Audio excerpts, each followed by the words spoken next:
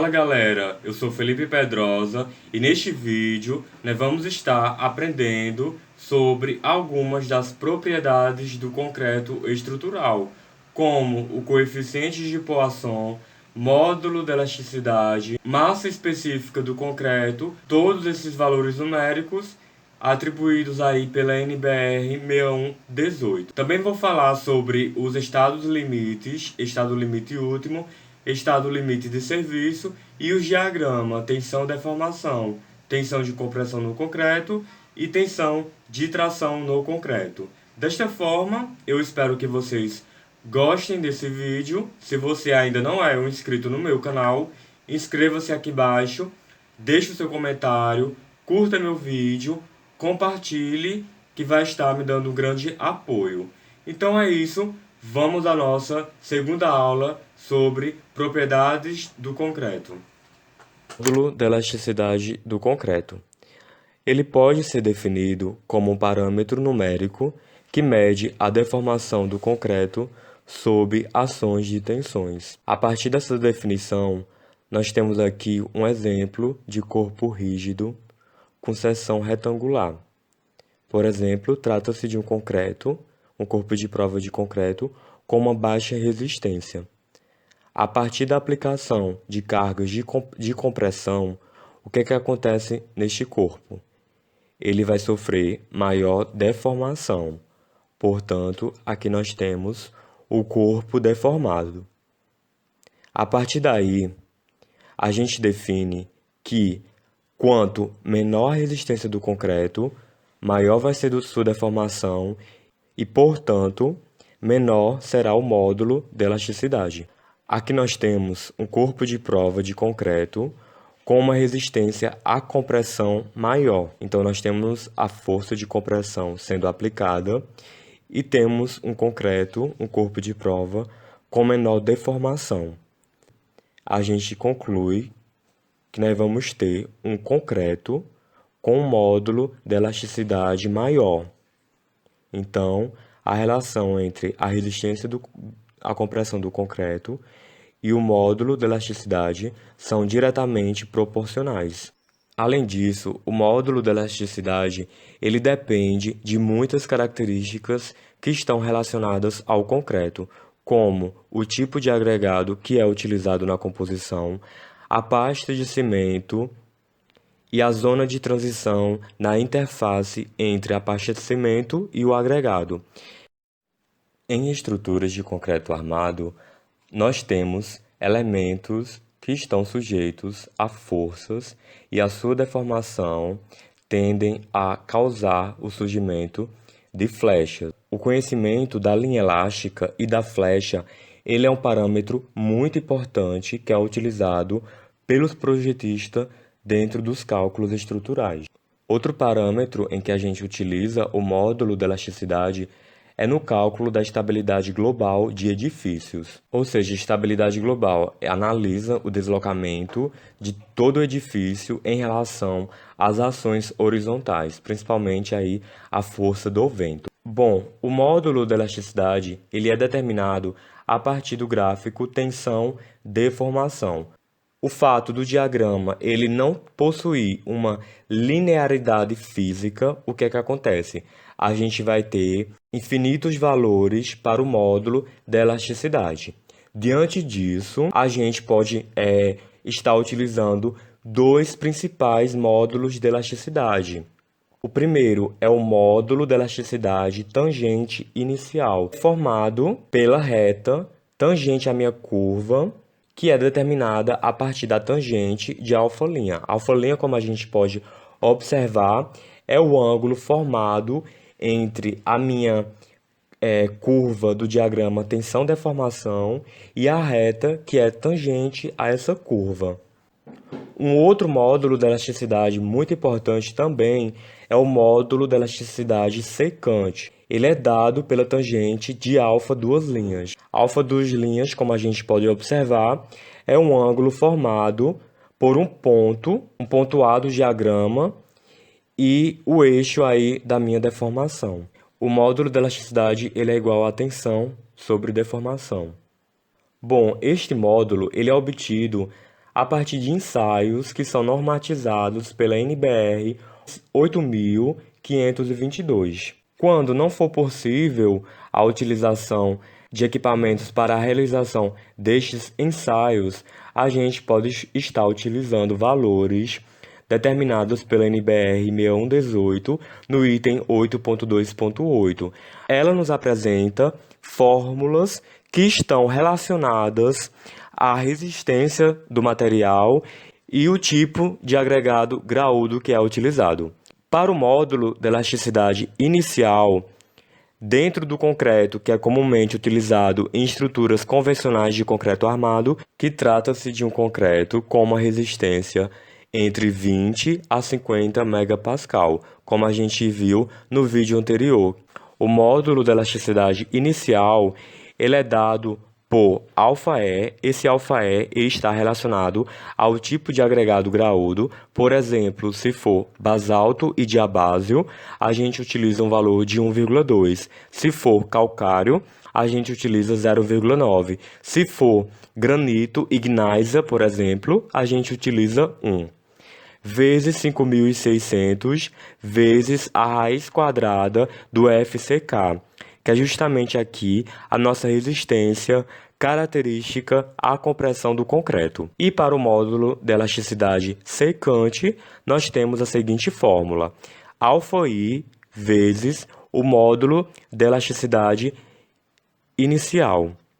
O ∆I, nesse caso, ele é igual a 0,8 mais 0,2 vezes FCK dividido por 80.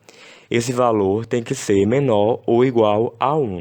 Além disso, a NBR 6118, ela nos apresenta a tabela 8.1. Essa tabela 8.1, ela fornece valores que a gente pode estar utilizando no nosso projeto estrutural, considerando aí o granito como agregado graúdo. Então, voltando lá, a gente viu aqui que para o granito, o ∆E é igual a 1. Então, utilizando o granito como agregado graúdo, a gente tem aí para cada classificação o seu valor de módulo de elasticidade inicial e módulo de elasticidade secante. Bom, eu espero que vocês estejam gostando desse vídeo e não deixe de curtir aqui embaixo, de comentar, inscreva-se no canal, deixe seu comentário. Bom, agora eu vou estar falando sobre o coeficiente de Poisson. Quando aplica-se uma força no concreto, vão surgir deformações em duas direções devido a esta força. Uma deformação na direção da força e a outra deformação na direção transversal à força. A relação entre estas duas deformações é justamente o que define o coeficiente de Poisson. A NBR 6118, no item 8.2.9, nos diz que, para tensões de compressão menores que 0,5 FC e tensões de tração menores que FCT, o coeficiente de Poisson ele pode ser tomado como igual a 0,2. Y igual a 0,2. A NBR no item 8.2.2 ela nos apresenta alguns valores relativos à massa específica do concreto. Ρ igual a 25 kg por metro cúbico é a massa específica do concreto armado. Mas o concreto pode ter mais aço ou menos aço, não importa. A massa específica do concreto armado para um concreto com aço de 16 milímetros ou 12,5, não importa, a massa específica é constante e igual a 25 kg por metro cúbico. Agora, para o concreto simples, ρ é igual a 24 kg por metro cúbico. Além disso, a NBR 6118, ela aplica-se a concretos que possuem massa específica entre 2.000 e 2.800 kg por metro cúbico. Para efeito de cálculo e de projeto, e com o objetivo de aumentar a segurança da minha estrutura, nós vamos estar considerando resistência de cálculo que estão relacionadas ao material. Por exemplo, a gente vai utilizar, no caso do concreto, a resistência de cálculo do concreto. Esses valores são obtidos a partir das resistências características divididas por um coeficiente de ponderação ou de minoração. Nós temos aí o FCD igual ao FCK sobre γC, onde esse γC é justamente o coeficiente de ponderação do meu concreto. Então, o que é que acontece? A gente vai minorar as resistências e vamos majorar as ações. A tabela da NBR 6118, a tabela 12.1, ela indica os valores que devemos considerar para o coeficiente de ponderação do meu material, que é o concreto, e do aço. A tabela 12.1, ela nos indica alguns valores que devemos considerar para o coeficiente de ponderação do aço e do concreto. Para a maioria das construções, nós vamos estar utilizando as combinações normais. Neste caso, o concreto ele possui um γC de 1,4, então nós vamos estar minorando a resistência do meu concreto através desse γC e vamos estar também minorando o do aço através do γS, 1,15. No caso, quando a gente vai majorar as ações, a gente multiplica a ação por 1,4. Portanto, como a gente vê na imagem, um pilar carregado, a carga real 100 kN, e quando a gente majora as ações utilizando a combinação normal, eu multiplico 100 por 1,4, obtenho 140 kN. Majorei as minhas ações, estou a favor da segurança. Aqui temos algum exemplo. No caso do concreto, nós temos um concreto com 30 megapascal. Como a gente sabe, para minorar a resistência, a gente divide por 1,4. Então, veja, nos nossos cálculos, nós vamos estar utilizando um concreto com 21,4 megapascal. Então, na realidade, a gente tem que ter um concreto com 30 e vamos estar calculando com um concreto de 21,4. O aço, do mesmo jeito. O CA50 possui uma resistência à tração de 500 megapascal. A gente vai dividir essa resistência característica do aço pelo seu coeficiente de ponderação, que é o valor igual a 1,15.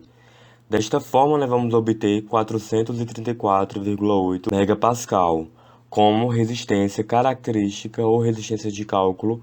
Bom, a NBR 6118, no item 8.2.10.2, nos apresenta o diagrama tensão-deformação que a gente pode estar utilizando no nosso cálculo de concreto armado. Este gráfico é o relativo à tração. Através da análise desse gráfico, o alongamento máximo permitido é de 0,15 por mil.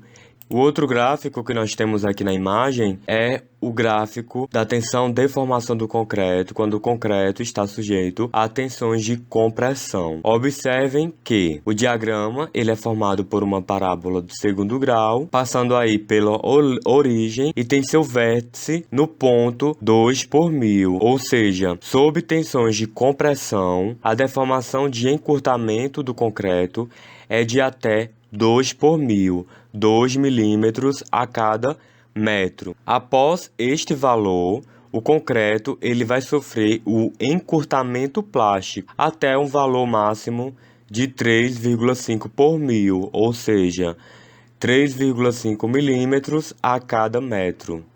A tensão máxima de compressão no concreto ela é limitada a um valor reduzido. Então, o que é que acontece? A resistência máxima FCK do concreto, ela possui uma redução de 15%. Então, a gente multiplica o FCD vezes 0,85.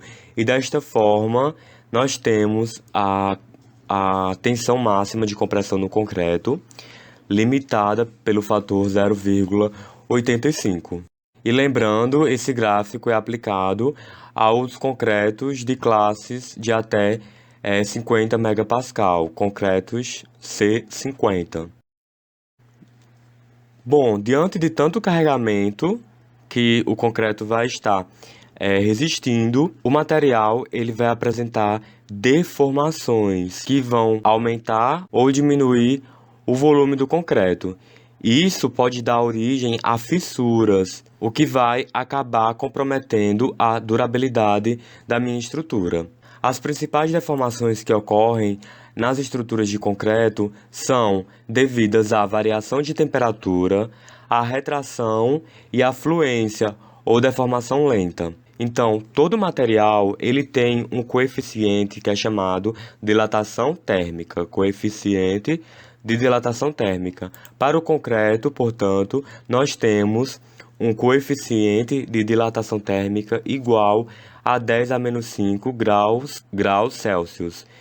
Este valor ele está apresentado pela NBR 6118 no item 8.2.3. Esse coeficiente ele define a deformação a uma variação de 1 grau na temperatura. Para resolver esses problemas de dilatação térmica, o que é que a norma nos recomenda?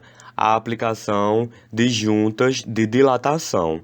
Essas juntas de dilatação, elas funcionam como um separador real da minha estrutura em blocos independentes. Eu vou pegar um pórtico, vou transformar ele num bloco independente através da minha junta de dilatação. Desta forma, a estrutura ela pode ter variações de volume livremente, sem que estes esforços adicionais eles sejam impostos à minha estrutura. Então, eu posso estar desprezando-os. Uma dica é que, junto ao arquiteto, junto ao projeto arquitetônico, o engenheiro estrutural, ele deve, junto a este profissional, definir o número e a posição destas juntas de dilatação.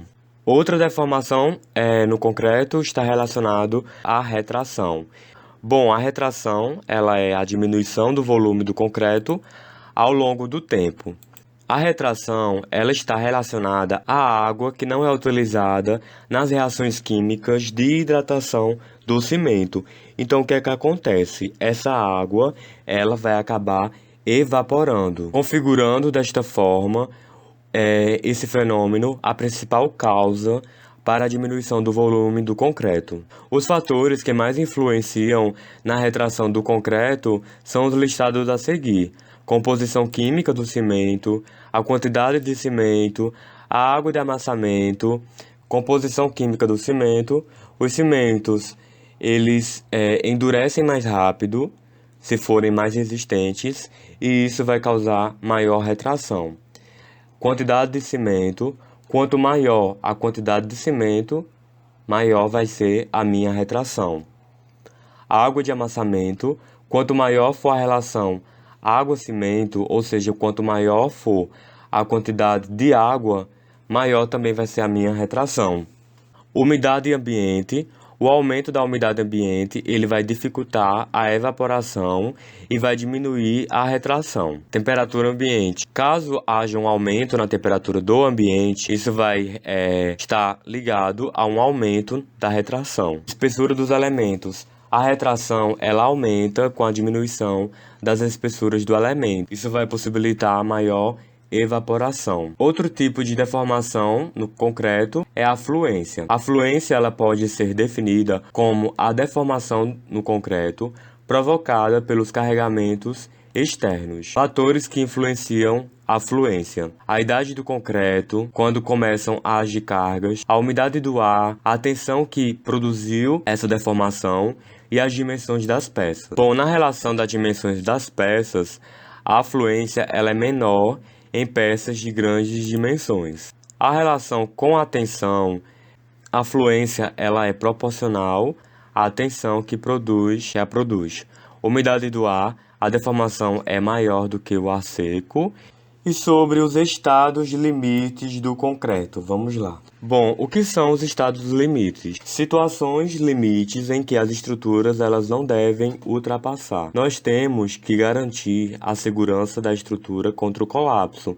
Logo, nós vamos ter o estado limite último. E nós temos que garantir a segurança dos usuários na utilização da estrutura. Portanto, nós temos o estado limite de serviço. O estado limite último ele é definido pela NBR 6118 no item 3.2.1 como o relacionado ao colapso ou a qualquer outra forma de ruína estrutural que determine a paralisação do uso da estrutura.